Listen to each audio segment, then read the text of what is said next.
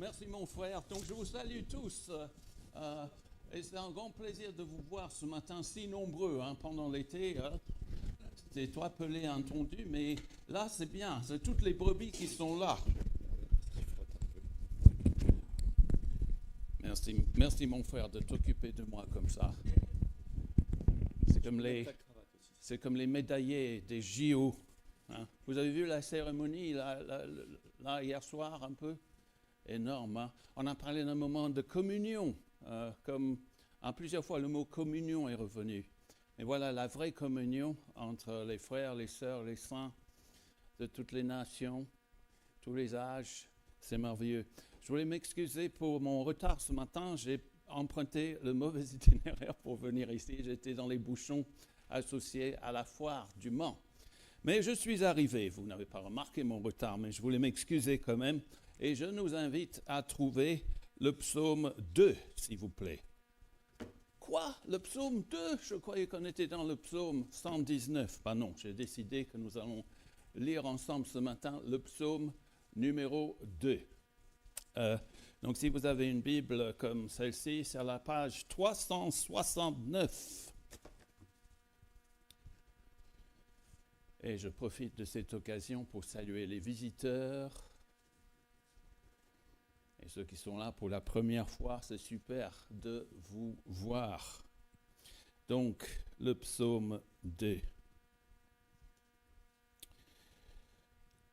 J'ai envie de prier. Seigneur, je prie que mes frères et sœurs, les visiteurs, tout le monde entende ta parole, pas les miennes, et que tu nous donnes une soif pour te connaître et pour reconnaître ta souveraineté sur nos vies, sur le monde, sur l'histoire. Au nom de Jésus, ton roi, je te le demande, Seigneur. Amen. Le psaume 2 nous dit ceci. Pourquoi cette agitation parmi les nations? Pourquoi ces préoccupations dépourvues de sens parmi les peuples? Pourquoi les rois de la terre se soulèvent et pourquoi les chefs se liguent ensemble contre l'Éternel et contre celui qu'il a désigné par onction? Arrachons leurs liens, jetons leurs chaînes loin de nous. Celui qui siège dans le ciel rit. Le Seigneur se moque d'eux. Puis il leur parle dans sa colère, il les épouvante dans sa fureur. C'est moi-même qui établis mon roi sur Sion, ma montagne sainte. Je veux proclamer le décret de l'Éternel. Il m'a dit, tu es mon fils, je t'ai engendré aujourd'hui.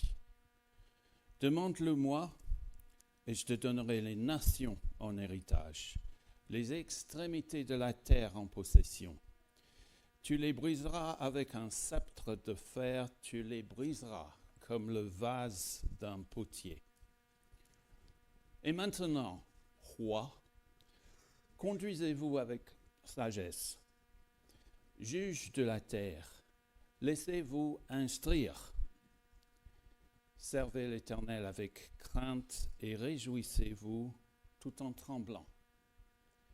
Rendez hommage au Fils, de peur qu'il ne s'irrite et que vous n'alliez à votre perte, car sa colère s'enflamme rapidement. Heureux tous ceux qui s'abritent en lui, qui se confient en lui. C'est la fin de la parole de Dieu et je vais essayer de l'expliquer. Donc, pourquoi cette effervescence dans le monde, nous dit le psalmiste. La planète s'embrase de tensions et d'affrontements. Il y a le réchauffement climatique. J'ai lu ceci, un scénario apocalyptique se déroule en ce moment en Amazonie, dans une revue scientifique. Il y a une crise démocratique dans pas mal de pays où les uns sont montés contre les autres. La violence. Et dans ce contexte anxiogène, que faire? Sortir des tirades colériques et des injures sur les réseaux sociaux? Certains chrétiens le font, mais cela ne fait rien pour avancer la cause de Jésus. À la croix, Jésus a dit « Pourquoi ?» Comme le psalmiste ici. Pourquoi tant d'effervescence parmi les nations? Pourquoi les peuples trament-ils des complots inutiles? Pourquoi les rois de la terre se sont-ils tous soulevés? Et pourquoi les grands conspirent-ils ensemble? Ce matin, ce psaume nous dit pourquoi. Et nous allons voir pourquoi. Il y a 3 choses qui ressortent de ce texte, pertinentes pour aujourd'hui. D'abord, la défiance envers Dieu. Deuxièmement, le décret de Dieu. Et enfin, le désir de Dieu. La défiance envers Dieu dans les versets 1 à 3. Le décret de Dieu dans les versets 5 à 9. Et le désir de Dieu dans les versets 10 à 12. Voilà les 3 points que nous allons développer ce matin.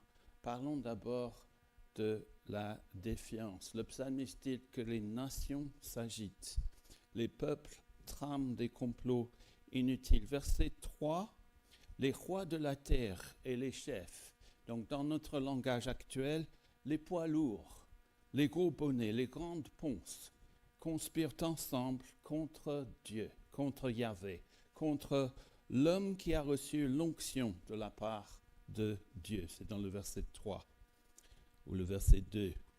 Et au verset 2, l'homme qui a reçu l'onction, c'est qui? Dans l'original, le mot c'est Messiaou. Je n'étais pas là quand ils ont enregistré l'hébreu, mais on entend le Messie, Messiaou. L'homme qui a reçu l'onction, c'est Jésus.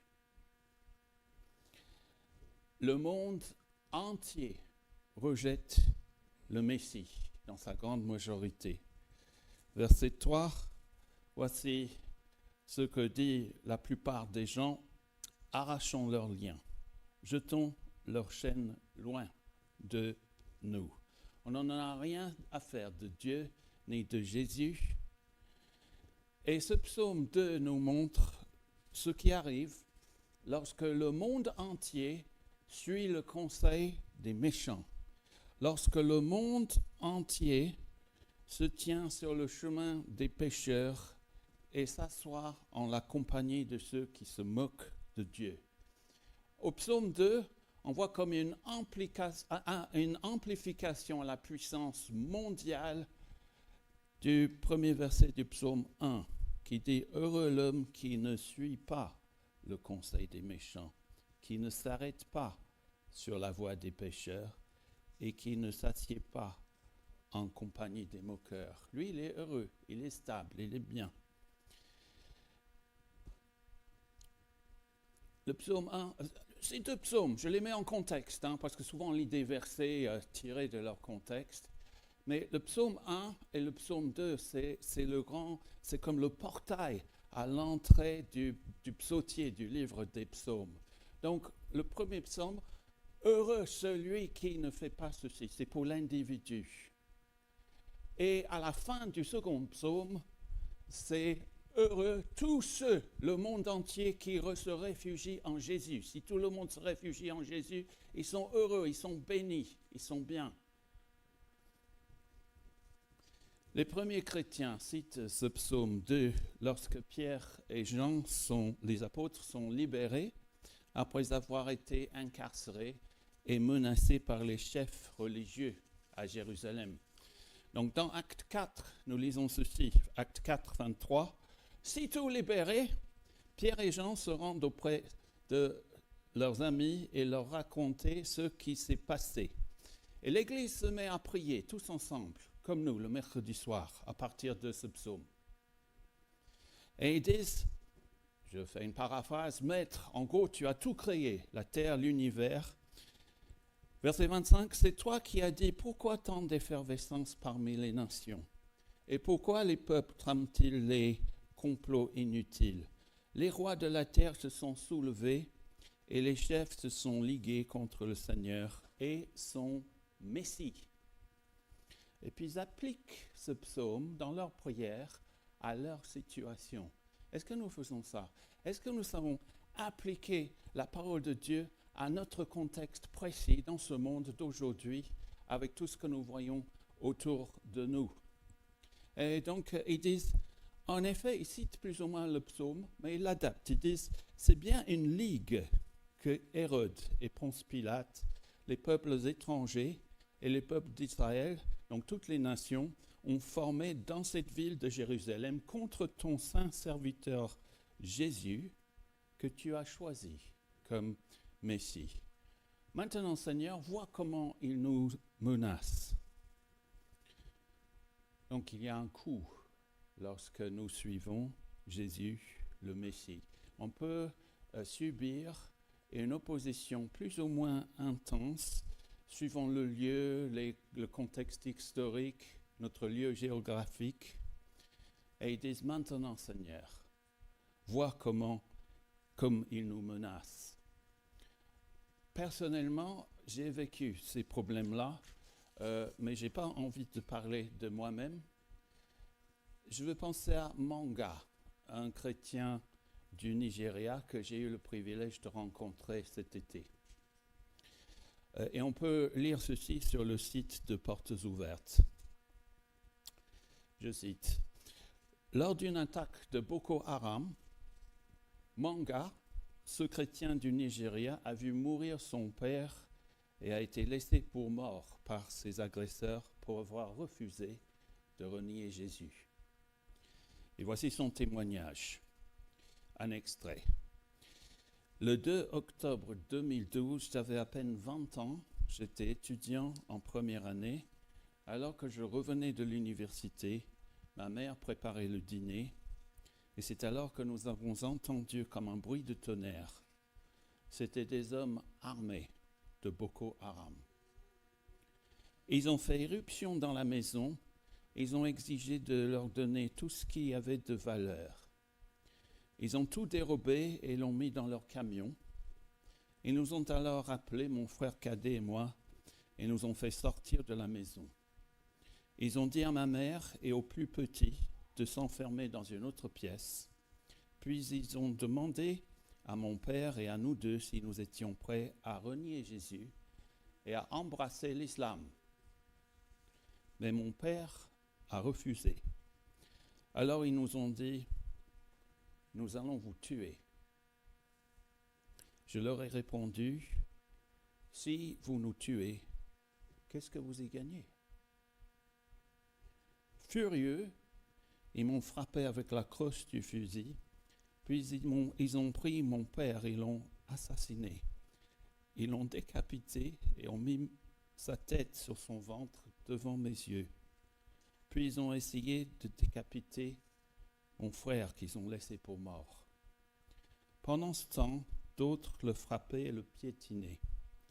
Ils ont fait la même chose avec moi. Ils ont pris un autre couteau avec des dents de scie et ils ont essayé de me couper le cou. À ce moment précis, j'ai pensé à Jésus quand il a été cloué sur la croix et j'ai fait mienne cette prière. Père, pardonne-leur. Ils ne savent pas ce qu'ils font. Et j'ai aussi prié avec le psaume 118. Je ne mourrai pas, mais je vivrai pour proclamer la gloire de l'Éternel. Je ne savais pas si j'allais survivre, mais j'ai prié quand même. J'ai vu la cicatrice et cet homme, il est rayonnant pour Jésus. Et Jésus dit, si le monde a de la haine pour vous, sachez qu'il m'a haï avant vous.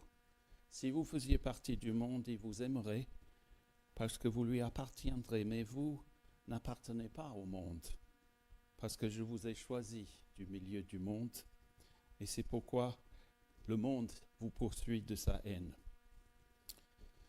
Donc, quelle est la réaction de Dieu face à cette défiance constatée par le psalmiste? Eh bien, il nous renvoie à son décret. Il y a des juristes ici, je crois. Il y a des juristes. Donc, le décret, c'est c'est ce qui est promulgué et ça a une force permanente. Et c'est mon deuxième point, le décret de Dieu que l'on trouve à peu près à partir du verset 4 jusqu'au verset 9. Le décret de Dieu. En même temps que la cacophonie dans la rue, au verset 3, et parmi les nations, arrachons leurs liens, jetons leurs chaînes loin de nous, Dieu dit au verset 6, moi-même, j'ai installé mon roi sur Sion, ma montagne sainte. Et puis au verset 7, Jésus parle, il dit, je veux proclamer le décret de l'Éternel. Il m'a dit, tu es mon fils, je t'ai engendré aujourd'hui, demande-le-moi et je donnerai les nations en héritage, les extrémités de la terre en possession. Alors aujourd'hui, le dimanche 18 septembre, quand on parle de miser davantage sur les armes de destruction, quand on parle de dissuasion nucléaire, ou bien au niveau local, lorsque les gens sont incapables de se ressaisir pour diriger un pays, pensez-vous que Dieu soit en train de dire « Oh là là là là, qu'est-ce que je vais faire ?» Le verset 4 dit carrément « Celui qui est assis dans les cieux, et il rit, il se moque d'eux. » Pourquoi ? J'ai moi-même déjà installé mon roi sur Sion, c'est lui le maître des horloges, c'est ma montagne sainte, et j'ai installé ce roi qui va gouverner le monde. Et j'insiste, c'est forcément Jésus dans ce psaume, même si David l'a écrit. Le nom de l'auteur n'est pas à l'en-tête, mais il est référencé plus tard dans le Nouveau Testament. Mais les prétentions du psalmiste, de l'auteur, dépassent infiniment l'étendue du royaume de David, ou même l'étendue de son fils Salomon, qui avait un certain rayonnement international. Mais non. Ces rois avaient leur défaillance. Dieu, ces paroles anticipent la venue du roi par excellence, le roi des rois, la descendance de David. Il est déjà sur le trône de l'histoire de tous les temps, Jésus, l'alpha et l'oméga. C'est super, je vous vois en train de dire les mots en me suivant. Merci. C'est super d'avoir des gens qui connaissent la parole au bout des doigts. Et donc, au milieu de ce monde en effervescence, levons les yeux. Je crois que Laetitia l'a dit concernant le vélo. Mike l'a dit concernant Ésaïe. Levons les yeux, c'est dans Ésaïe, c'est dans Ézéchiel, dans Daniel, dans l'Apocalypse. On voit un trône et quelqu'un assis sur ce trône élevé. Il y a le fils ou quelqu'un qui ressemble à un fils d'homme. Et fixons notre regard sur ce trône, parce que parfois c'est la seule chose qui nous empêcherait de tourner dingue. De ce trône ressort le décret de l'Éternel, ce décret qui nous donne une vision globale pour toute l'histoire. Jésus est le roi légitime. Au verset 7, il prend la parole et il dit « Dieu m'a installé ici comme son roi ». Et puis, au verset suivant, il parle de l'étendue de son règne. Toutes les nations, jusqu'aux extrémités de la terre, seront un jour à Jésus. Et enfin, on voit sa force au verset 9. Tu les briseras avec un sceptre de fer, tu les briseras en 1000 morceaux comme le vase d'un potier. C'est vertigineux. Mes amis, est-ce qu'on arrive à saisir la vision et l'ampleur de ce décret qui régit toute l'histoire, du début jusqu'à la fin? Dieu a installé ce roi investi d'une puissance mondiale. on prie, hein, et il viendra établir son règne avec force. Et certains diraient, je commençais un peu à m'intéresser au règne de Jésus, puis ça me repousse cette violence. Je croyais... attendez un instant, attention. D'après le verset 3, où les gens disent, qu'est-ce qu'ils disent? Arrachons leurs liens, leurs jougs, jetons leurs chaînes loin de nous. Alors, vous pensez que quand Jésus reviendra pour prendre sa place légitime du roi, pensez qu'il sera accueilli à bras ouverts, merci Seigneur, tu viens, on t'accueille. Merci de dépolluer ce monde du péché, de l'injustice. Merci Jésus. Non, parce qu'il y a cette défiance constante de Dieu dans ce monde, ce refus de son décret, et donc il faudra recourir à la force. Mais ce psaume affirme en même temps que Dieu veut, malgré notre défiance envers son règne, Dieu veut que tout le monde soit sauvé. Et c'est mon troisième et dernier point, le désir de Dieu dans les versets 10 à 12, où Dieu s'adresse au roi et aux juges de la terre. Et maintenant, verset 10, maintenant, roi, conduisez-vous avec sagesse.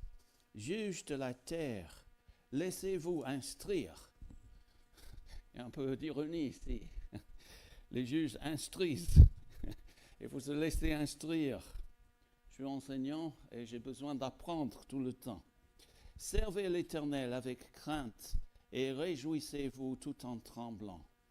Rendez hommage au Fils, de peur qu'il ne s'irrite et que vous n'alliez à votre perte, car sa colère s'enflamme rapidement. Heureux tous ceux qui se confient en lui. C'est vraiment intéressant que Dieu s'adresse au versets 10 et 11 aux rois et aux juges de la terre. Ces mêmes rois et juges du verset 3, nommés dans le verset 3, qui se liguent ensemble contre Dieu et son roi. Et pourtant, Dieu désire que tous les hommes, toute l'humanité, si possible, soient sauvés et parviennent à la connaissance de la vérité. C'est dans 1 Timothée que l'apôtre Paul dit cela, 1 Timothée 2. Et voilà pourquoi Dieu nous appelle à prier pour les autorités. Souvent on est là en train de prier pour nos petits bobos, c'est bien, c'est déjà bien.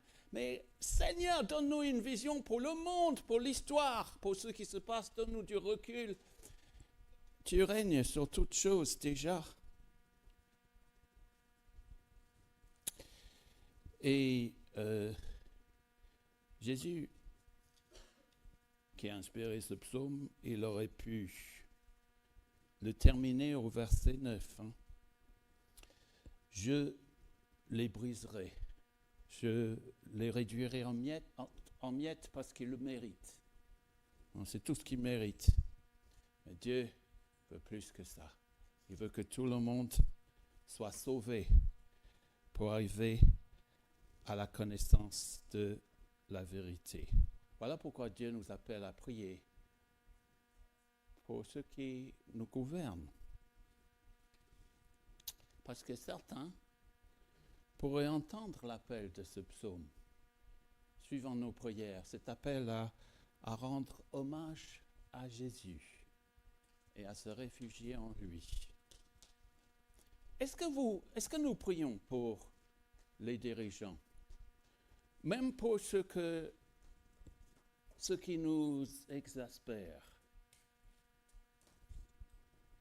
Qu'est-ce qui se passerait en France et dans le monde si les chrétiens priaient pour les autorités?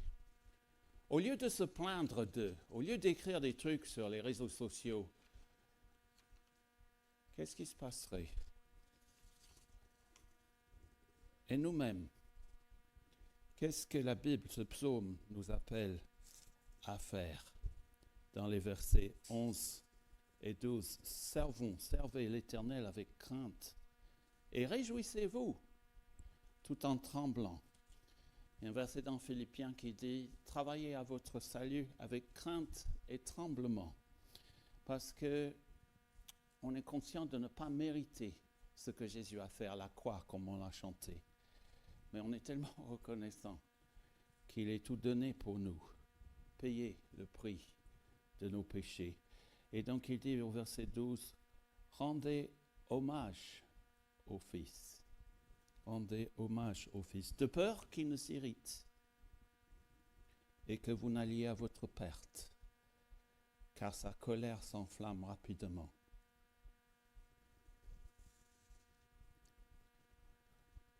Comment savoir ce matin si je suis vraiment chrétien, si je suis vraiment sauvé? Comme ce psaume dit, heureux tous ceux qui se confient en lui. On est heureux.